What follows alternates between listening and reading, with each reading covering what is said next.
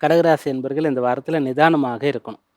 எந்த ஒரு விஷயமாக இருந்தாலும் அத நன்றாக தெரிந்து கொண்டு பிறகு செய்யணும்.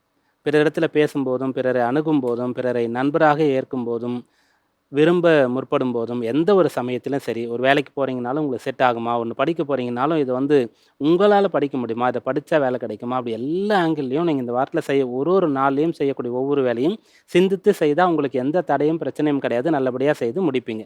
வேற ஒருத்தர் சொல்றாங்க அப்படின்றதுக்காகவோ, யோசிக்காம பதட்டம், அவசரத்திலயோ, வேற வழி இல்லன்றதையோ நீங்க எதுவும் செய்யக்கூடாது. இந்த ராகு, கேத்துக்கள் 2, 8ஆம் இடத்துக்கு வராங்க. குரு 12ஆம் இடத்திற்கு வந்துட்டாரு.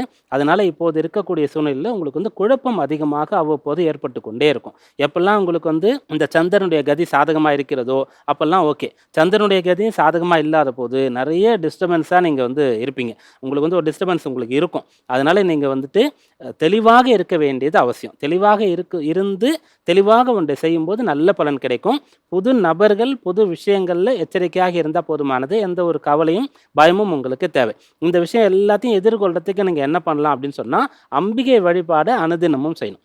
நீங்க ஆலயம் சென்று செய்ய முடியலன்னு சொன்னாலும் கூட வீட்டிலேயே கூட செய்யலாம். அப்படியும் உங்களுக்கு போறலன்னு சொன்னா, அம்பாள் சம்பந்தமான ஏதாவது உங்களுக்கு தெரிந்த நாமாவளிகள், ஸ்லோகங்கள் ஏதாவது ஒவ்வொரு நாளும் சொல்லிக்கொண்டே இருந்தா, நீங்க தெளிவா இருப்பீங்க. எல்லாமே உங்களுக்கு நல்லபடியா நடக்கும்.